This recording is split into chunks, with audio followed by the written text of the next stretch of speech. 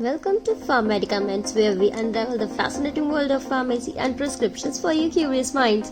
So हम लोग phytochemistry का 2021-22 का पेपर सॉल्व कर रहे थे।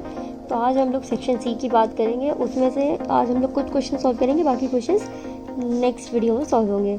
तो moving towards the video and I hope you will like it. First question है हमारा, explain biosynthesis of any two of the following, taxol, berberine and ephedrine.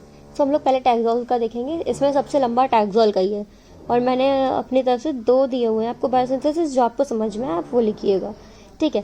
Taxol का आपको पता ही होगा, ये एंटी कैंसर ड्रग है। हिस्ट्री में भी इसकी बात की गई थी कि टैक्सोल डेरिवेटिव्स हमारे नेचुरल सोर्स से डिराइव किए गए थे, टैक्सस ब्रेविफोलिया प्लांट से, या उसको हम लोग पैसिफिक यू ट्री भी कहते हैं, ठीक है। वही चीज़ इसमें देखो, इसको इंट्रो दिया हुआ है। अब जब पता है हमको कि एंटी कैंसर है, तो ऑब्वियसली बात है कि कीमोथेरेपी में यूज़ होता है, ठीक है। जो बायोसिंथेसिस है टैक्सोल की, उसमें कई सारे स्टेप्स होते हैं। पहले हम लोग यहाँ पे इसका थ्योरी देख लेंगे, फिर आगे इसकी सिंथेसिस देखेंगे, ठीक है। तो हमारा जो टैक्सोल है उसका प्रिकर्सर है टेक्साडीन। तो अब हम लोग देखते हैं, पहले हमारा क्या होता है, फिनाइल प्रोपेनॉइड पाथवे, ठीक है। इसमें क्या होता है कि जो हमारे टैक्सोल का जो बायोसिंथेसिस है वो फिनाइल प्रोपेनॉइड पाथवे से शुरू होता है, जब हमारा फिनाइल एलानीन कन्वर्ट होता है सिनेमिक एसिड में, और उसके बाद कंपाउंड्स बनते हैं जेरानिल डाइफॉस्फेट, हमारे किसके थ्रू, मिथाइल एरिथ्राइटोल फॉस्फेट पाथवे के थ्रू, ठीक है, यानी एमईपी पाथवे के थ्रू। नेक्स्ट स्टेप में क्या होता है, हमारा टेक्साडीन बनता है, जैसे कि पहले बता दिया गया है। अब जो हमारा जीजीडीपी है वो साइक्लाइजेशन करता है और रीअरेंजमेंट रिएक्शंस करता है, जिसकी वजह से क्या होता है कि हमारा टेक्साडीन फॉर्म होता है, और इसके बीच में कुछ एंजाइम्स इसके वर्क करते हैं, और इसमें कई सारे इंटरमीडिएट स्टेप्स भी होते हैं, उसके बारे में यहाँ लिखा हुआ है। जैसे कि हमारा जो टेक्साडीन है वो फर्दर मॉडिफाई हो जाता है, तो हमारे टेक्सा 4, 5, 11, 12 डाइइन और बेसेटिन 3 एंड 10 डीएसिटाइल बेसेटिन 3 में थ्रू एंजाइमेटिक रिएक्शंस। फिर लास्टली क्या होता है, हमारा पैग्लीटैक्सिल का फॉर्मेशन हो जाता है। और इसका हम लोग वो देखेंगे बायोसिंथेसिस, देखिएगा। तो हमारा पहले में क्या दिया हुआ है कि आइसोपेंटाइल पायरोफॉस्फेट यानी आईपीपी, ठीक है। इसका हम लोग आइसोमराइजेशन कराते हैं, तो हमारा 3,3 डाइमेथाइल एलाइल पायरोफॉस्फेट बनता है, ठीक है। डी मैप, यह ऐसे बोल सकते हैं डी मैप और आईपीपी, तो इससे याद रहेगा जल्दी से, ठीक। फिर नेक्स्ट स्टेप में क्या होता है, हमारा जेरेनाइल फॉस्फेट बनता है, जैसे हम लोगों ने ऊपर बताया था। तो अब जेरेनाइल पायरोफॉस्फेट को जो हम लोग डबल कर देते हैं, यानी इसका मल्टीप्लिकेशन वाला रिएक्शन कराते हैं, तो हमारा जेरेनाइल पायरोफॉस्फेट या डाइफॉस्फेट बनता है, ठीक। नेक्स्ट स्टेप में क्या होता है, हमारा टीएस लगता है, यानी टेक्साडीन सिंथेटेज लगता है, जिसकी वजह से टेक्साडीन बनता है। बताया गया था भी टेक्साडीन क्या है, हमारा प्रिकर्सर है। इसको हम लोग फिर इसमें क्या होता है, टेक्सा 4, 5, 11, 12 डाइन बनता है। इसके बाद हाइड्रोक्सिलेशन एसाइलेशन होता है, जिससे कि हमारा 10 डीएसिटाइल बेसेटिन 2 बनता है, सॉरी। फिर इसी में बेसेटिन 3 बनता है। तो हम लोगों ने यहाँ पे 3 एरोज दिखाए, इसका मतलब ये है कि इसमें बीच में कुछ इंटरमीडिएट रिएक्शंस आएंगी और लास्टली हमारा टैक्सोल फॉर्म हो जाएगा, ठीक। अब इसको याद रखने के लिए हम लोग क्या कर सकते हैं, उस पर देखिए, मतलब अब मैं इसका कुछ फिक्स नहीं बता रही, बट हाँ थोड़ा सा अगर ऐसे देखेंगे तो आपका ईजी हो जाएगा, पर प्रैक्टिस आपको बायोसिंथेसिस की करनी पड़ेगी, ओके। तो देखिए हमारा एम बना है, एम में ऊपर ओ और इधर OPP, मॉप मतलब पोछा, ऐसे वाला। तो एम बनेगा, ऊपर ओ, इधर OPP मॉप। तो ये क्या हो गया, आइसोपेंटाइल पायरोफॉस्फेट हो गया।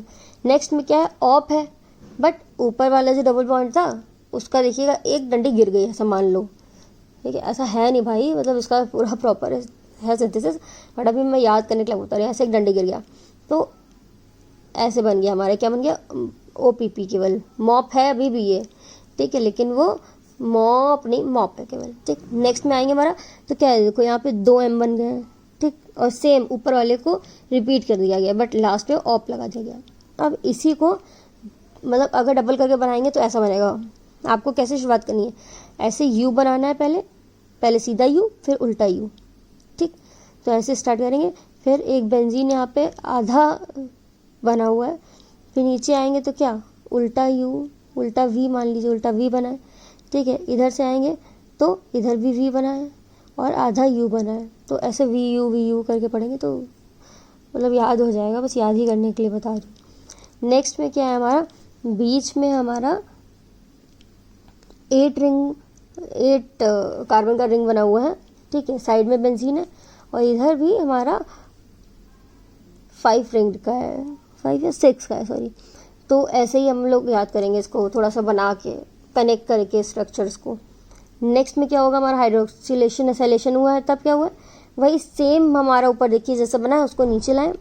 अब उसमें कुछ पोजीशंस पर हमारे जो कंपाउंड्स हैं, यानी हाइड्रोजन है, हाइड्रोक्सिल ग्रुप है, ये सब ऐड हो गया है। बस यही चीज़ हम लोग को देखनी है कहाँ पे क्या ऐड है। तो मतलब याद करने का थोड़ा ये तरीका और होता है कि जितने आपने जैसे देखा यहाँ पे कि 4 OH ग्रुप्स हैं, तो हमने लिख लिया साइड में कि 4 OH ग्रुप हैं, 4 ऑक्सीजन लगी हैं, या 1 हाइड्रोजन ग्रुप है, ठीक। ऐसे करके आप लिखेंगे तो जल्दी याद हो जाएगा। सेम स्ट्रक्चर देखिए ऊपर वाला कॉपी किया है, बट उसमें कुछ जो वेज और बाकी लाइन बॉन्ड्स ये सब जितनी भी हैं उसको आप काउंट करके साइड में लिख लेंगे, फिर उसको बना के प्रैक्टिस करेंगे तो ईजिली याद हो जाएगा। नेक्स्ट में देखिएगा जो सेम 10 डिएसिटाइल बेसिटिन 2 का स्ट्रक्चर है, सेम इधर बना है, बट 1-2 जगह चेंजेस हैं। देखिए उसको, जिसको मैंने ब्लैक से रिप्रेजेंट किया वो चेंज्ड है, तो इसको इस वाले स्ट्रक्चर को पूरा वैसे ही बनाएंगे और चेंज कर देंगे, बस इतना हमारा, ठीक। उसमें भी देखिए जो जो आपको दिख रहा है ना ये ऊपर बना हुआ है, ठीक। तो इसी से कुछ सिमिलैरिटी लेते लेते अगर हम लोग बार बार इसको प्रैक्टिस करेंगे तो याद हो जाएगा। तो ये थोड़ी सी टफ थी, बट इसकी नेक्स्ट वाली बहुत ईजी लगी मुझे, तो आई गेस वो भी आप देख सकते हैं। अब सेकेंड वाली पे आ गए हम लोग। तो इसमें देखिए क्या है, हमारा जेरेनाइल डाइफॉस्फेट है, इसका स्ट्रक्चर आपने बना लिया। अब इसके बीच में हमने दिखाया कि कई सारी इंटरमीडिएट रिएक्शन होती हैं जिससे कि हमारा बेसेटिन 3 बन जाता है, ठीक। अब बेसेटिन 3 का स्ट्रक्चर देख लीजिएगा, आपको याद तो करना ही पड़ेगा ये। नेक्स्ट स्टेप, ये पहली रिएक्शन थी। दूसरी रिएक्शन में क्या होता है, हमारा फिनाइल एलेनिन जो होता है वो पैम की मदद से बीटा फिनाइल एलेनिन में बदल जाता है। बस अब क्या करना है, हमें जो 2 लास्ट के प्रोडक्ट्स मिले हैं दोनों रिएक्शन में, उन दोनों का रिएक्शन करा देना है जिससे कि हमें टैक्सोल मिल जाएगा, ठीक। और देख लीजिए बिल्कुल एकदम डिक्टो वही है। बेसेटिन 3 रखा हम लोगों ने, एग्जैक्टली सेम वैसे ही। फिर देखिए जहाँ पे हाइड्रोक्सिल बॉन्ड था उसको हम लोगों ने यहाँ से अटैच करा दिया है अपने दूसरे वाले स्ट्रक्चर से। हाइड्रोजन गया है और उधर से भी हाइड्रोजन गया है, पहले था वाटर, यानी वाटर का रिमूवल हो जाएगा तो हमारा ये स्ट्रक्चर से जाके जुड़ जाएगा, बस। और बाकी सब सेम ही है हमारा, फिर टैक्सोल का स्ट्रक्चर बन जाएगा। नेक्स्ट आता है हमारा बर्बरीन। बर्बरीन भी हमारा एक एल्कलॉइड है जो कि हमारे प्लांट्स में ही सिंथेसाइज होता है। मेनली ये जब हमारे 2 इंटरमीडिएट्स हैं, पहला क्या है एस रेटिकुलिन और डोपामिन, जब इन दोनों इंटरमीडिएट्स का कंडेंसेशन होता है तब हमारा बर्बरीन बनता है, ठीक है। तो अब इसके हम लोग स्टेप्स देख लेते आते हैं आगे। पहला है क्या, फॉर्मेशन ऑफ एस रेटिकुलिन, ठीक है। तो हमारा एस रेटिकुलिन कैसे बन रहा है पहले ये देख रहे हैं। एस नॉर्को क्लोरीन है, ये पहले फॉर्म होगा डोपामीन और 4 हाइड्रोक्सी फिनाइल एसिटाल्डिहाइड के कंडेंसेशन से। अब इसमें हमारा जो एंजाइम कैटालाइज करेगा वो है नॉर्को क्लोरीन सिंथेज। नेक्स्ट स्टेप में जो हमारा एस नॉर्को क्लोरीन है वो कई सारी रिएक्शंस के थ्रू जाएगा, जैसे मिथाइलेशन और रिडक्शन, जिससे कि एस रेटिकुलिन फॉर्म हो जाएगा। नेक्स्ट है हमारा बर्बरीन कैसे फॉर्म होगा, यानी formation of berberine. S reticulin हमारा एडिशनल एंजाइमेटिक रिएक्शंस के थ्रू जाएगा और उसमें क्या क्या इन्वॉल्व होगा, मिथाइलेशन, हाइड्रोक्सिलेशन, जिससे कि कई सारे अल्कलॉइड्स बनेंगे। अब उन्हीं अल्कलॉइड में से एक हमारा क्या होगा, बर्बरीन। आते हैं आगे, हम लोग इसकी रिएक्शन देख लेते हैं। फिनाइल एलेनिन हमारा कन्वर्ट होगा लीवोडोपा में, फिर लीवोडोपा का डिकार्बोक्सिलेशन होगा जिससे कि डोपामिन फॉर्म होगा।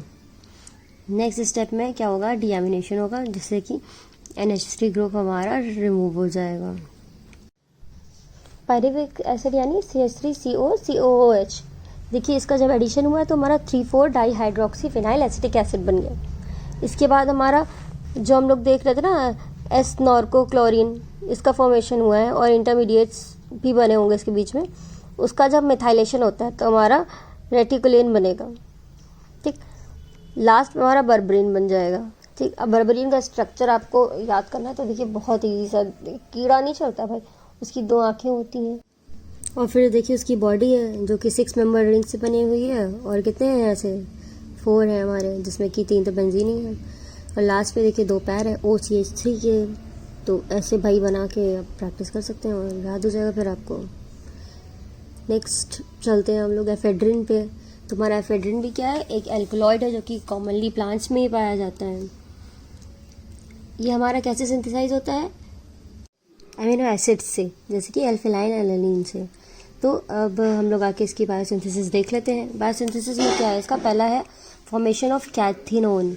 तो कैथिनोन हमारा कैसे बनता है, फिनाइल एलानीन की हेल्प से ही हमारा कैथिनोन फॉर्म होता है। फिनाइल एलानीन जब कन्वर्ट होता है फिनाइल पायरुवेट में ट्रांसएमिनेशन रिएक्शन के थ्रू, और फिर फिनाइल पायरुवेट हमारा डिकार्बोक्सिलेट होता है, जिससे कि वो फिनाइल एसिटाल्डिहाइड प्रोड्यूस कर देता है। फिनाइल एसिटाल्डिहाइड हमारा मेटाबोलाइज होता है कैथिनोन फॉर्म करने के लिए, और इसमें कई सारी एंजाइमेटिक रिएक्शंस इन्वॉल्व होती हैं, जैसे कि रिडक्शन और कंडेंसेशन रिएक्शंस। नेक्स्ट हमारा क्या होगा, बेंजोइक एसिड डेरिवेटिव बनेगा, जैसे कि सिनेमिक एसिड भी बन सकता है शिकमेट पाथवे के थ्रू, या और भी जो हमारे एरोमेटिक एमिनो एसिड है के मेटाबॉलिज्म पाथवे से, उनके थ्रू।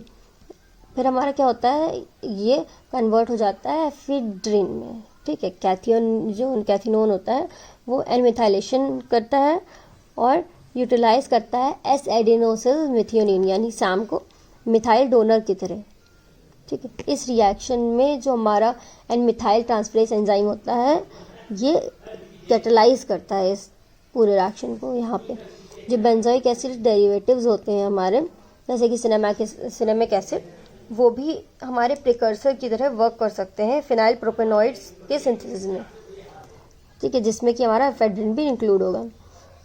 जो हमारा मिथाइलेटेड कैथिनोन होगा वो इंटरमीडिएट फॉर्म होगा, उसके बाद हमारा जब वो आगे प्रोसीड करेगा तो वो एफेड्रिन फॉर्म कर लेगा कई सारी एंजाइमेटिक रिएक्शंस के थ्रू, जैसे रिडक्शन या मिथाइलेशन।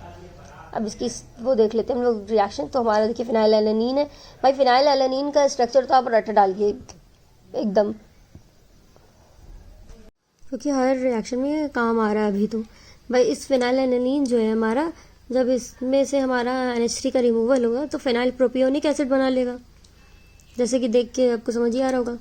फिर इससे बनेगा हमारा बेंजोइक एसिड, और इसके बाद क्या होगा, हमारा ट्रांसएमिनेज एंजाइम के थ्रू हमारी जो कैटलाइजेशन रिएक्शन है वो होगी और कैथिनोन फॉर्म हो जाएगा। कैथिनोन भाई ये दोनों स्ट्रक्चर मैंने दे दिए कैथिनोन के, क्योंकि दूसरे वाले से आगे वाला हमारा बनाना थोड़ा इजी लग रहा था मुझे, ठीक है। इसके बाद जैसे हमने रिएक्शन ऊपर बताया था, एस एडिनोसिल मिथियोनिन रिडक्शन करता है जब, तो एफेड्रिन फॉर्म हो जाता है, ठीक। स्ट्रक्चर देखिए एकदम COH था, फिर ट्रांसएमिनेज हुआ, यानी जो हमारा NH2 CH3 C double bond O हो गया यहाँ पे ये।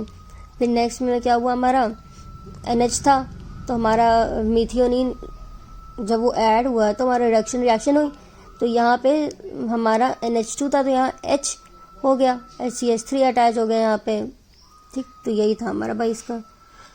नेक्स्ट क्वेश्चन था हमारा इसमें, right various applications of HPTLC। हर जगह HPTLC पढ़ रहे हैं हम लोग, तो अब HPTLC क्या होता है गैस बताना नहीं पड़ेगा, बट फिर भी थोड़ा सा इंट्रो दे देते हैं इसका। नेचुरल प्रोडक्ट्स जो भी होते हैं हमारे, उनको जब हमें एक प्रॉपर पिल की तरह या हमारा आगे उसके फॉर्मुलेशंस फॉर्म करने होते हैं, या उसको हमें किसी भी तरह से यूज़ करना है, तो हमें उसका क्या करना होता है, प्योरिफिकेशन करूँगी या पता चले करेंगे कि उसमें बायोएक्टिव कंपाउंड है या नहीं है। तो इन सब का हम पता कैसे करते हैं, HPTLC के थ्रू। और भी टेक्निक्स हैं, ऐसा नहीं कि केवल HPTLC ही है, ठीक है।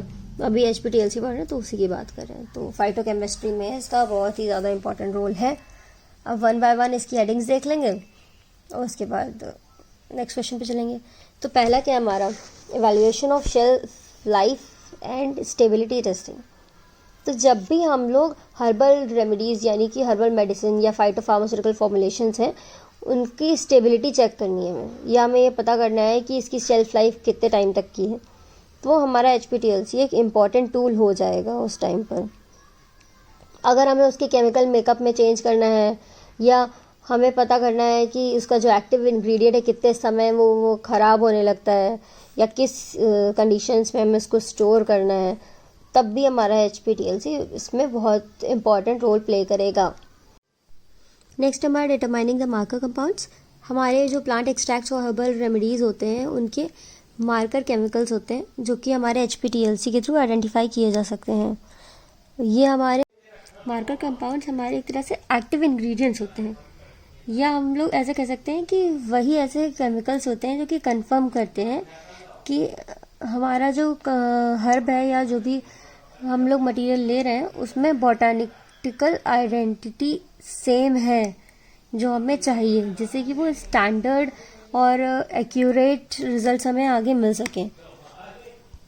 अगर हम इसे और ज़्यादा सिंपल लैंग्वेज समझेंगे तो अगर हम इमेजिन करते हैं कि हमें ये मेक श्योर करना है कि हमारी जो मेडिसिन है वो हम लोग प्लांट से जो ले रहे हैं वो गुड और सेफ़ है कि नहीं है, तो हमारा HPTLC हमें ये फिगर आउट करने में हेल्प करता है कि हमारी जो मेडिसिन है वो गुड है, यानी कि वो बढ़िया है और अच्छे से हमारे बॉडी पे इफेक्ट करेगी। ठीक है, नेक्स्ट हमारा आता है इन्वेस्टिगेटिंग मेटाबॉलिक प्रोफाइल।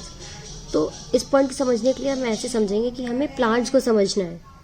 तो अब जो भी हमारे बायोएक्टिव कंपाउंड्स का रिसर्च पे काम करता है, यानी साइंटिस्ट मान लेते हैं हमें, तो अब उन्हें ये समझना है कि हमारे जो प्लांट हैं वो कई सारी कंडीशंस में कैसे चेंज होते हैं।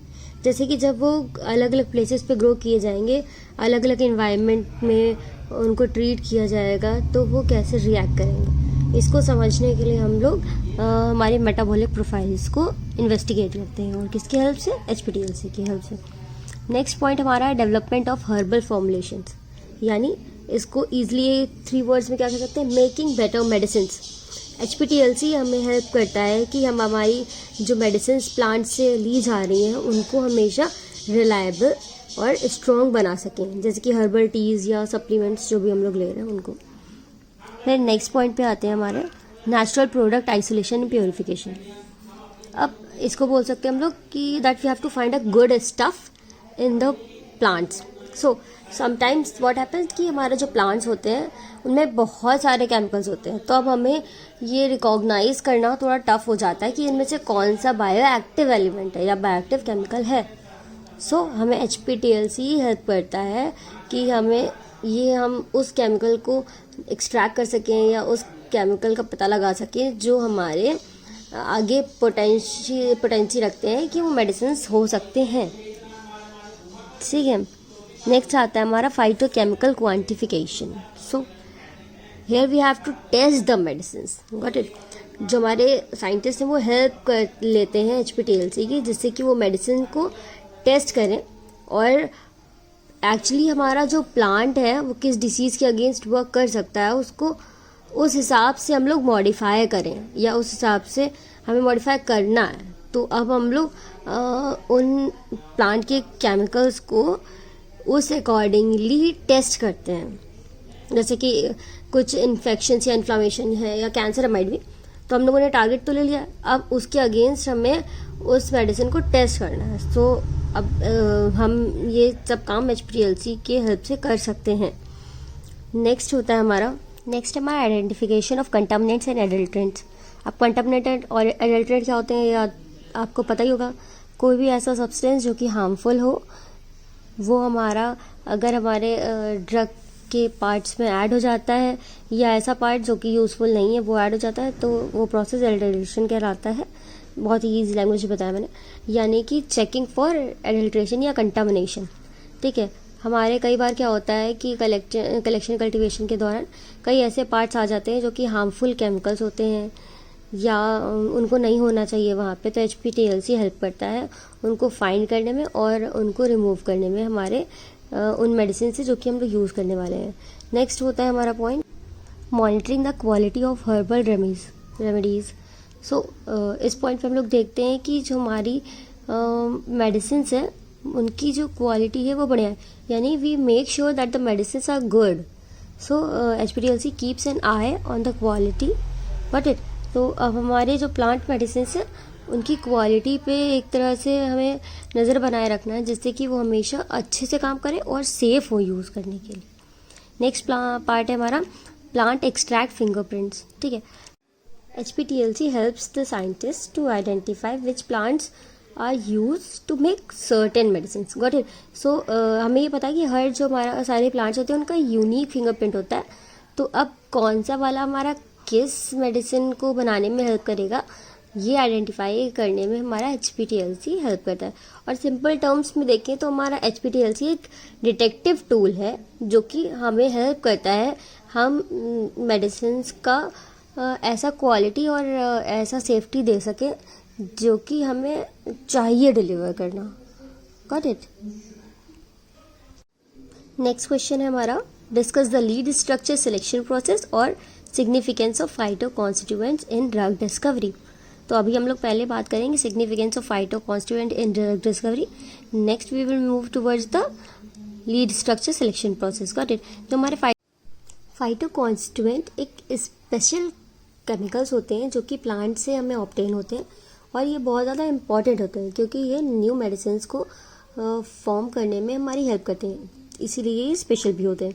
ठीक है, जो ऐसे केमिकल कंपाउंड जो कि नेचुरली प्रेजेंट है हमारे प्लांट्स में और ये बहुत ही ज़्यादा कॉम्प्लेक्स फॉर्म में प्रेजेंट होते हैं और हमारे ह्यूमन हेल्थ और वेलबींग में हेल्प करते हैं। अब हम लोग आगे देखेंगे कि ये क्यों बहुत ज़्यादा सिग्निफिकेंट है कुछ हेडिंग्स के अंदर। तो पहला हमारा हेडिंग है rich source of bio active compounds.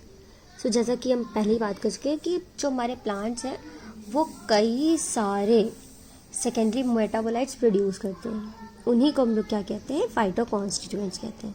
जैसे कि क्या हो गया, alkaloids, फ्लेविनॉइड्स, terpenoids, phenolics, glycoside, saponin, टर्पिन and so many. ठीक है, तो हर क्लास जो होती है हमारी फाइटो कॉन्स्टिट्यूएंट की उसका एक यूनिक केमिकल स्ट्रक्चर होता है और एक डिफरेंट बायोलॉजिकल एक्टिविटीज़ होती है। Got it. नेक्स्ट पॉइंट हमारा chemical diversity and structure complexity. Phyto constituent में बहुत सारे केमिकल्स प्रेजेंट होते हैं, कभी इसको बोला गया है कि इसमें डाइवर्सिटी होती है एकदम केमिकल्स की और कॉम्प्लेक्स स्ट्रक्चर्स तो होते ही, अभी आपने खुद ही देख लिया होगा। ठीक है, तो ये एक बहुत ज़्यादा बड़ा रिजर्वॉयर है केमिकल्स का ही हमारे मेडिसिनल केमिस्ट्री और ड्रग डिज़ाइनिंग के लिए। तो इनका जो कॉम्प्लेक्स स्ट्रक्चर है यही कई सारी अपॉर्चुनिटीज़ देता है हमें कि हम उनको मॉडिफाई करें और ऑप्टिमाइज करके एक बेटर थेरेपेटिक एफिकेसी और सेफ्टी प्रोवाइड कर सके। नेक्स्ट हमारा है multi faceted pharmacological activities. Phyto constituents जो होते हैं ये ब्रॉड स्पेक्ट्रम रखते हैं कई सारी फार्माकोलॉजिकल एक्टिविटीज़ का, जिसमें कि antioxidant, anti inflammatory, anti microbial, anti viral, anti cancer, anti diabetic etcetera etcetera. ठीक है, तो अब ये मल्टी फेस्टेड है यानी इनके पास कई सारे फार्माकोलॉजिकल एक्शंस हैं। ठीक है, तो अब ऑब्वियस ही बात है इनका जो डिसीजेज और हेल्थ कंडीशंस होंगी उनमें बहुत ज़्यादा इंपॉर्टेंट रोल होगा, सिग्निफिकेंस रखते ही होंगे ये। ठीक है, और रखते हैं ऑब्वियसली। हम लोग देखते हैं कि कई सारे ऐसे होते हैं जो ट्रीट करते हैं, जैसे टैक्सोल का भी देखा ही अपने एग्जांपल, एंटी कैंसर ड्रग है। नेक्स्ट है हमारा टारगेटेड बायोलॉजिकल मैकेनिज्म। तो हमारे जो हमारे ये फाइटो कॉन्स्टिट्यूएंट होते हैं ये टारगेटिंग में बहुत बढ़िया होते हैं। अब ये जो प्लांट केमिकल्स हैं वो स्पेसिफिक पार्ट पर हमारे बॉडी के जाके टारगेट करते हैं और उनको ट्रीट करने में हेल्प करते हैं, जो कि वो टारगेट जो कि डिसीज में इन्वॉल्व हो, जिससे कि ये क्या होता है, इनको एक बहुत अच्छा कैंडिडेट बना देता है हमारे मेडिसिन के फॉर्मुलेशन में और स्पेसिफिक हेल्थ इश्यूज को ट्रीट करने के लिए। नेक्स्ट हमारा होता है natural product based drug discovery. Plant देखा जाए तो एक तरह से मेडिसिन का कैबिनेट है जो कि हमें नेचर ने खुद दिया हुआ है। कई सारी इंपॉर्टेंट मेडिसिन जो कि आज हम लोग यूज़ करते हैं वो हमारे प्लांट से ही आई हैं, तो इनको पढ़ना और इनके जो केमिकल्स हैं उनको भी पढ़ना ये हमारे साइंटिस्ट को और ज़्यादा हेल्प करता है कि हम लोग इवन मोर डेवलप्ड मेडिसिन को बना सकें। नेक्स्ट पॉइंट हमारा drug lead identification and optimization. So these are the starting points for new medicine. हमारे साइंटिस्ट होते हैं वो प्लांट केमिकल्स को एक स्टार्टिंग पॉइंट की तरह लेते हैं और इससे ही हम लोग नई और बेटर मेडिकेशंस बनाते हैं। बहुत ही क्लोजली इनको स्टडी करना पड़ता है जिससे कि उनमें हम लोग चेंजेस कर सकें और उनको ऐसा बना सके कि वो और ज़्यादा बेटर वर्क करें। ठीक है, नेक्स्ट पॉइंट हमारा drug synergy and combination therapy. इस हेडिंग को हम लोग ऐसे समझ सकते हैं जैसे मिक्सिंग एंड मैचिंग। कई बार क्या होता है कि कुछ प्लांट केमिकल्स होते हैं वो अगर उनको किसी और मेडिकेशन या किसी और हमारे जो केमिकल कंपाउंड के साथ यूज़ किया जाए तो वो इवन और बेटर वर्क करते हैं। ठीक है, तो इसको ऐसे बोल सकते हैं कि ये टीम वर्क करते हैं जिससे हमारी हेल्थ और बेटर हो सकती है।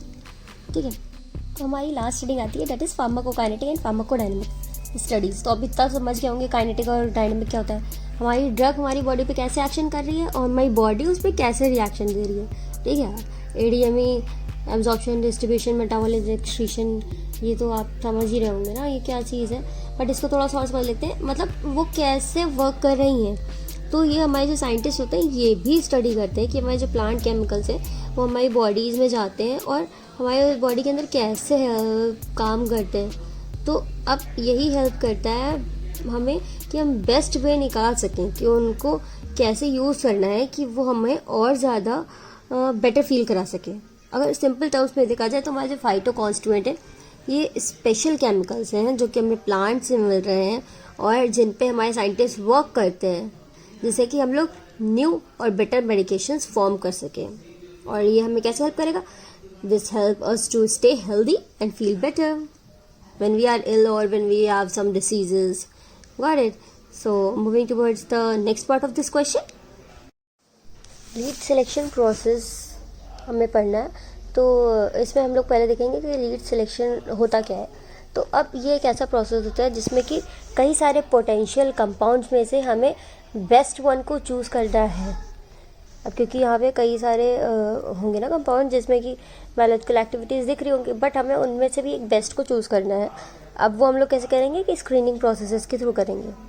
ठीक है, और जब ऐसा हो जाएगा कंफर्म तो हम लोग नेक्स्ट स्टेज पे जाएंगे, तो that is lead structure selection process. अब लीड स्ट्रक्चर सिलेक्शन प्रोसेस पढ़ने तो लीड स्ट्रक्चर को तो जानना ही होगा ना। अब ऐसा स्ट्रक्चर जिसमें कुछ एक्टिविटी है हमारे चूजन टारगेट के अगेंस्ट, बट अभी वो इतना भी बढ़िया नहीं है कि उसको ड्रग कहा जा सके। ठीक है, जैसे मान लेते हैं कि हमारी कोई ड्रग है, ठीक है, उसका ऐसा तो दिख रहा है कि वो एंटी कैंसर एक्टिविटी देगा, ठीक, लेकिन अभी वो कंफर्म नहीं है कि वही देगा या वो एक ड्रग बन सकता है। तो क्या कहलाएगा, लीड स्ट्रक्चर। नेक्स्ट आते हैं ड्रग डेवलपमेंट। अब ये क्या होता है, ये एक प्रोसेस होता है जिसमें कि हम लोग हमारी फार्मास्यूटिकल ड्रग्स हैं जो कि अभी अभी नई नई आई हुई हैं उनको मार्केट में लाएं। ठीक है, जो कि जिसमें कि हम लोग क्या है कि जब हम लोग लीड कंपाउंड पता कर लेंगे, ठीक है, उसको आइडेंटिफाई कर लिया हम लोगों ने क्या है, उसके बाद उसको कई सारी ड्रग डिस्कवरी की स्टेजेस से गुजरना पड़ता है। एंड में हमारा क्या होता है कि ड्रग डेवलप हो जाता है।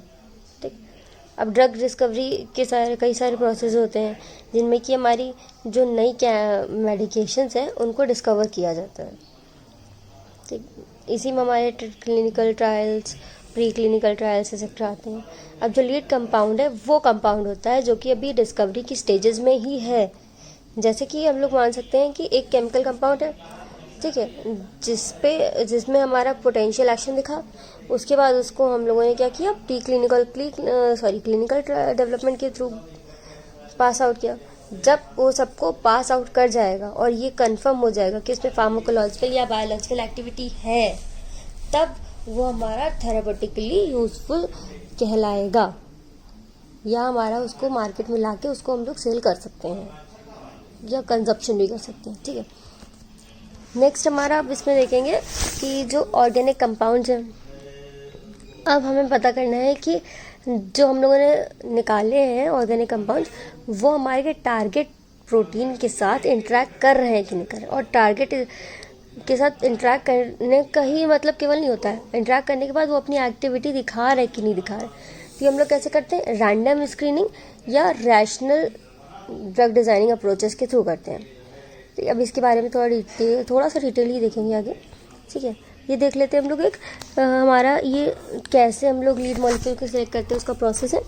पहले हम लोग क्या करेंगे, जनरल स्क्रीनिंग करेंगे, या हमारे पास जो टारगेट लाइब्रेरी है उनमें से हम लोगों ने हमारे टारगेट कंपाउंड निकाले हुए हैं। ठीक है, फिर उनका प्राइमरी एसे करेंगे जिसमें पोटेंसी चेक करेंगे, फिर हम लोग उसका सेकेंडरी एसे करेंगे जिसमें सेलेक्टिविटी, सॉल्युबिलिटी और स्टेबिलिटी चेक करेंगे।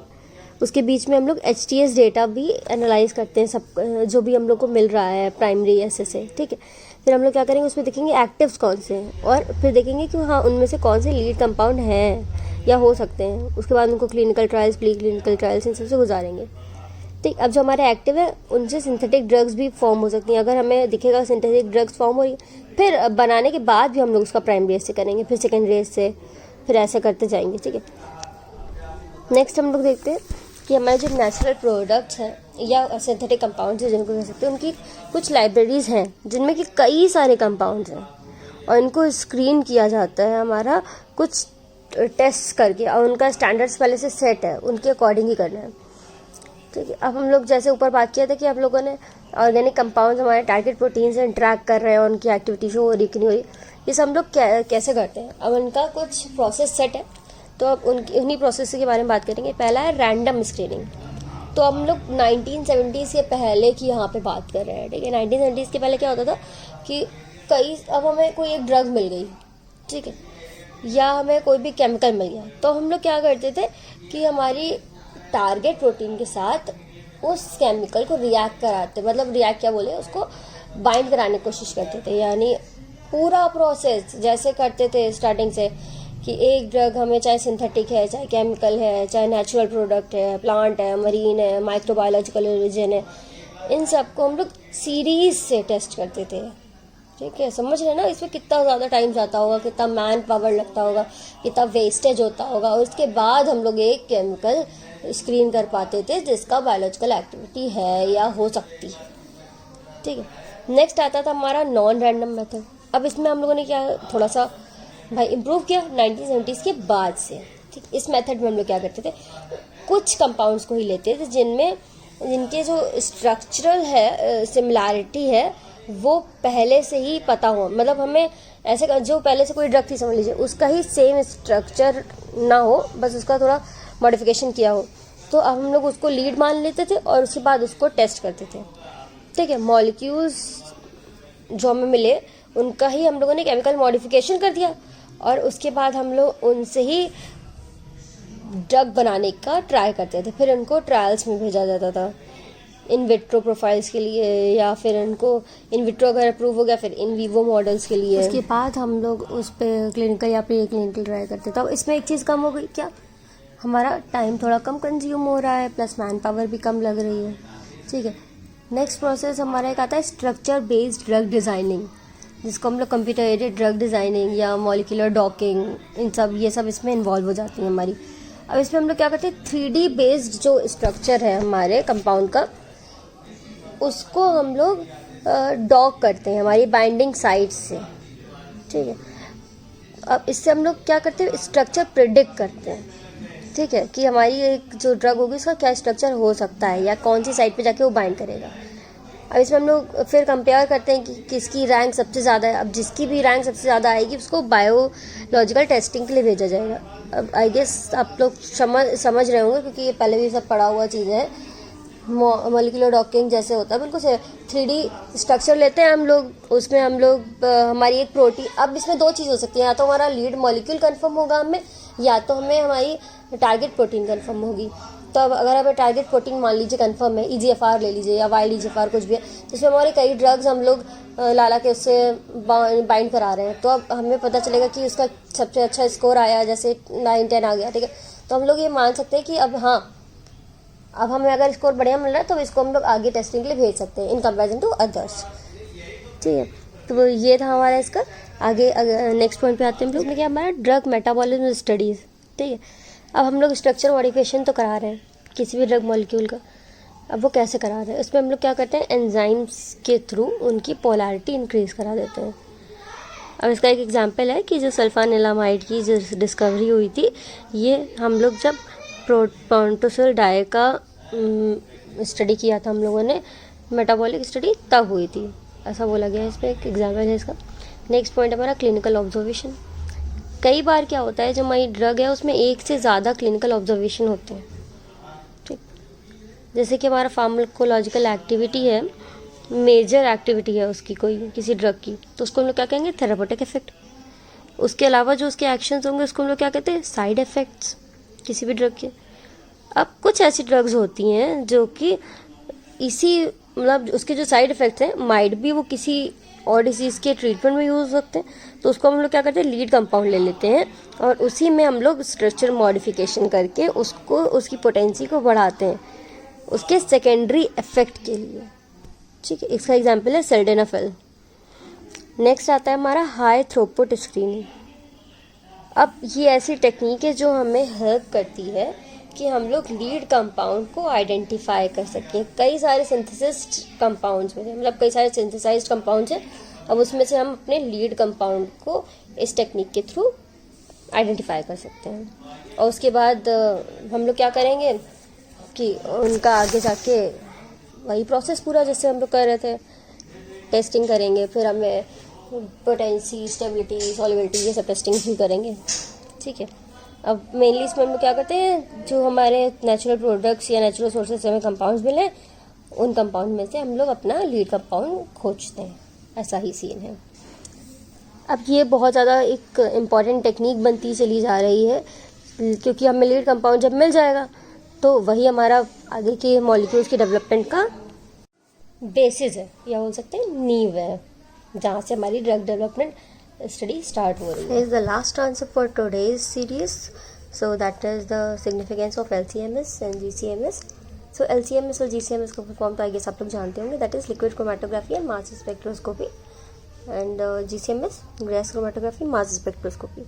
तो अब हमें पता ही है कि हमारे जितने भी केमिकल्स प्रेजेंट होते हैं या जो भी हमारे प्लांट में केमिकल कॉन्स्टिट्यूएंट प्रेजेंट होते हैं, उन सबके कैरेक्टर्स डिफरेंट होते हैं। ठीक है, तो हमें हर्बल एक्सट्रैक्ट से स्पेशली उनके यूनिक कैरेक्टर्स पता चल सकें, जो कि हमें अभी कहीं भी वो कंपाउंड पाया जाए तो उसके आइडेंटिफिकेशन में हेल्प करें, यानी कि फिंगरप्रिंटिंग। जैसे हम लोग का फिंगरप्रिंट होता है वो सबसे यूनिक होता है, सबसे डिफरेंट होता है, वैसे ही सेम प्लांट्स के साथ भी होता है। तो अब ये इन दोनों टेक्निक्स के थ्रू हम लोग इसका फिंगरप्रिंटिंग कर सकते हैं। ठीक है, तो अब इसके कुछ स्पेसिफिक एप्लीकेशंस हैं जो कि हम लोगों ने नीचे दिए हुए हैं। पहला क्या है हमारा, high throughput LCMS for combinatorial chemistry. ठीक है, तो इससे हम लोग क्या करते हैं, दो चीज़ हम लोग आइडेंटिफाई कर सकते हैं, that is molecular weight determination and second is structure elucidation. यानी हम लोग मॉलिक्यूलर वेट पता कर सकते हैं और स्ट्रक्चर का पूरा डिटेल पता कर सकते हैं। Next one is pharmacokinetic studies. ठीक, काइनेटिक सुनते ही हमारे दिमाग में क्या है, absorption, distribution, metabolism, excretion etcetera. ठीक है, तो अब ये सबसे ज़्यादा यूज टेक्निक हो गई है, जिससे कि हम लोग हमारे जो बायोलॉजिकल मैट्रिसेस है उसमें ये पता कर सके कि कितनी ड्रग कंसंट्रेशन है। ठीक है, अब फार्माकोकाइनेटिक स्टडी करता है, यानी ADME की स्टडी करेगा, किसकी, हमारे बायोएक्टिव कंपाउंड की, जो कि हमारे हर्बल एक्सट्रैक्ट में प्रेजेंट है, हमारे बॉडी में जाके क्या एक्शन कर रहे हैं पूरा ये पता कर सकता है। नेक्स्ट है हमारा केमिकल प्रोफाइलिंग। व्हाट, तो अब हमें बार बार वही चीज़ रिपीट करनी पड़ रही है, जो कि वही ट्रू है, क्योंकि हमारे फाइटो कॉन्स्टिट्यूएंट्स किसी भी एक प्लांट में बहुत सारे हो सकते हैं, वैराइटीज़ बहुत सारी हो सकती हैं। ठीक है, तो अब उनको आइडेंटिफाई करना और उनका क्वांटिफिकेशन करना, ये हम लोग केमिकल प्रोफाइलिंग के थ्रू कर सकते हैं। ठीक, और ये ज़रूरी भी हमारे क्वालिटी कंट्रोल के लिए, जिससे कि हम उसकी ऑथेंटिसिटी प्रूव कर सकें। ठीक, इसी में नेक्स्ट हेडिंग है हमारी आइडेंटिफिकेशन ऑफ एक्टिव कंपाउंड्स। अब इतने सारे हमारे कंपाउंड्स प्रेजेंट है, अब उनमें से हमें ये निकालना है कि इनमें से बायो एक्टिव कौन सा है, और बहुत सारे बाइट भी प्रेजेंट हो बट उनका कोई रोल ही ना हो, तो कैसे पता चलेगा। तो अब इसका पता लगाने के लिए हम लोग LCMS GCMS टेक्निक यूज़ करते हैं। ठीक है, और ये भी हमें हेल्प करता है ये पता करने के लिए कि हमारा आगे इसका क्या फार्माकोलॉजिकल एक्शन इनमें से कौन से कंपाउंड का हो सकता है। ठीक, फिफ्थ पॉइंट हमारा QC यानी क्वालिटी कंट्रोल। अब हमारे जैसे कि पहले बात हो चुकी थी कि कई सारे हमारे जैसे ड्रग्स हैं, या हम लोगों ने प्लांट का एक्सट्रैक्ट बाय लिया, अब उनमें से हमें चाहिए स्टेम, अब उसके साथ आ गई रूट। ठीक है, या फ्लावर आ गया उसका, तो एक तरह से वो क्या हुआ, एडल्ट्रेंट हुआ ना। ठीक, तो हम लोग एडल्ट्रेंट्स का या कंटामिनेंट्स का पता लगाने के लिए क्वालिटी कंट्रोल करते हैं। जैसे कि क्या हो गया, कुछ contaminants, pesticide, heavy metals and mycotoxins, जो कि आगे जाके फैटल भी हो सकते हैं। तो अभी से उनका आइडेंटिफिकेशन बहुत ज़रूरी होता है, जिससे कि हमें क्या होगा, प्रोडक्ट की सेफ्टी पता चलेगी और आगे रेगुलेटरी स्टडीज़ में भी कोई इशू नहीं होगा। क्यों, अब रेगुलेटरी स्टडीज़ में क्यों इशू नहीं होगा, क्योंकि अब हम कोई भी प्रोडक्ट खरीदेंगे तो क्या चाहिए हमें इसमें चाहिए होता ना कि अभी कोई खरीदे ISI मार्क है, तो वो ऐसे मार्क कैसे मिल रहा है, तो उसका क्वालिटी कंट्रोल हुआ होगा, फिर आगे रेगुलेटरी अफेयर्स को उनका डेटा दिया गया होगा, and then they will approve ना। सो इन सब के लिए QC बहुत इंपॉर्टेंट है हमारा। नेक्स्ट हेडिंग आती है बैच टू बैच कंसिस्टेंसी। अब पहली बात तो ये कि हम लोगों ने मान लीजिए विनक्रिस्टिन ही मान लीजिए, ठीक है, एंटी कैंसर ड्रग है ये भी, तो अब विनका में पाई जाती है। तो विनका एक लिया हम लोगों ने हमारी लोकेशन से, दूसरा लिया हम लोगों ने अदर कंट्री से, या मान सकते हैं हम लोग अदर पार्ट्स ऑफ इंडिया से। तब क्या होगा कि अब क्योंकि हमें पता है कि हमारे हर प्लांट जो भी अलग अलग जगह बदल रहे हैं, तो उनकी कंडीशंस बदलेंगी, एनवायरमेंटल कंडीशंस बदलेंगी, इसी साथ साथ क्या बदलेगा, सॉइल कंडीशन बदलेगी। तो जब इतने वेरिएशंस आ रहे हैं तो ये भी पॉसिबिलिटी है कि हमारे हर्बल एक्सट्रैक्ट्स जो हम लोग ले रहे हैं उसमें भी डिफरेंसेस आ जाए। तो अब ये टेक्निक हमें हेल्प करती है जिससे कि हम ये हर्बल एक्सट्रैक्ट है उसकी कंसिस्टेंसी मेंटेन कर सकें हर बैचेस में, जिससे कि हमारा मैन्युफैक्चरिंग पूरा मेंटेन रहेगा और क्वालिटी एफिकेसी में भी कोई डिफरेंस नहीं आएगा। 7th पॉइंट हमारा स्टेबिलिटी स्टडीज़, ठीक है। तो अब हम जैसे कि पहली बात कर चुके हैं कुछ टॉपिक्स में हमारा कि अब कहीं पे हम लोगों ने कोई प्रोडक्ट रख दिया, माइट भी हम लोगों ने एक्सट्रैक्ट किया, अब उसको रखना था कोल्ड टेम्परेचर में, हम लोगों ने रख दिया हॉट टेम्परेचर में, या ओवरनाइट इसको बिना कवर किए छोड़ दिया, तो अब क्या होगा, वो तो डिटेरियोरेट हो गया, हमें जो मेन कंपाउंड चाहिए वो मिल ही नहीं पाया। तो इन सब से बचने के लिए स्टेबिलिटी स्टडीज़ हम लोग पहले से ही कर लेते हैं, जिसमें कि क्या करते हैं हम लोग हमारे हर्बल एक्सट्रैक्ट को कुछ टाइम के लिए रखते हैं अलग अलग कंडीशंस में, फिर हम लोग ये पता करते हैं कि किस में हमारे एक्टिव कंपाउंड का डिग्रेडेशन नहीं हुआ है, और फिर उसी के अकॉर्डिंग हम लोग हमारी स्टोरेज की कंडीशंस को ऑप्टिमाइज़ कर लेते हैं, जिससे कि शेल्फ लाइफ उसकी बनी रहे या काफ़ी समय तक चलता रहे। 8th पॉइंट हमारा है इसमें ऑथेंटिकेशन एंड एडल्ट्रेशन डिटेक्शन। जैसे कंटामिनेंट का डिटेक्शन करते हैं वैसे ये यहाँ पर एडल्ट्रेंट्स और कंटामिनेंट्स का डिटेक्शन हो रहा है हर्बल एक्सट्रैक्ट्स का, जिससे कि क्या भाई ऑथेंटिसिटी प्योरिटी हमारे प्रोडक्ट की हम इंश्योर कर सकें, यानी एकदम फुल प्रूफ सेफ्टी प्लान दे सकें इसका, है ना। अब इसमें 80 पॉइंट्स लिखे, अगर 10 में आ जाता है 10 मार्क्स में या कुछ भी, तो आप इसमें और भी पॉइंट्स ऐड कर सकते हैं। जैसे भी मैं बता रही थी आपको रेगुलेटरी अथॉरिटी, तो आप ये पॉइंट ऐड कर सकते हैं कि हमारा रेगुलेटरी अथॉरिटीज़ में कंप्लायंस रहे, कोई इश्यूज़ ना हो, तो हम लोग LCMS से GCMS का यूज़ करते हैं। अब ये दोनों रहेंगे तो वैसी बात है, क्वालिटी कंट्रोल भी मेंटेन रहेगा, ठीक है। तो ऐसे ही कुछ है। नेक्स्ट पॉइंट एक चीज़ और ऐड कर सकते हैं इसमें हम लोग कि एनवायरमेंटल कंडीशंस, ठीक है, हमारे हर्बल एक्सट्रैक्ट को कैसे अफेक्ट कर रही हैं, ये चीज़ भी पता कर सकते हैं। अगर हम लोग उनको अलग अलग डिफरेंट कंडीशन में रख के चेक करेंगे LCMS GCMS से, फिर हम लोग उसको एनालाइज कर लेंगे कि कहाँ पे कैसे हमारा केमिकल डिटेरियोरेट हुआ है कि नहीं हुआ है। अब सिग्निफिकेंस ऑफ GCMS LCMS एक हेडिंग है जिसमें हम लोगों ने क्या लिखा, ये जितने पॉइंट्स हैं उनको समराइज करके एक पैरा दे दिया है या पॉइंट्स दे दिए कह सकते हैं। अब एक एनालिटिकल टूल है, ये तो पता ही हमें कि हर्बल एक्सट्रैक्ट के एनालिसिस में यूज़ हो रहा है, जिससे कि प्रिसाइज इन्फॉर्मेशन हमें मिल सकती है ना, और हम लोग हमारे कंपाउंड्स का क्वांटिफिकेशन कर सकते हैं। इससे साथ साथ यह कि कैरेक्टराइजेशन करा रहा है हमारे कॉम्प्लेक्स मिक्सचर्स का, पता चल रहा है हम इसमें कौन से एक्टिव कॉन्स्टिट्यूएंट है कि नहीं है, कंटामिनेंट है कि नहीं है, डिटेक्ट कर रहा है, उसको रिमूव करेंगे फिर आगे।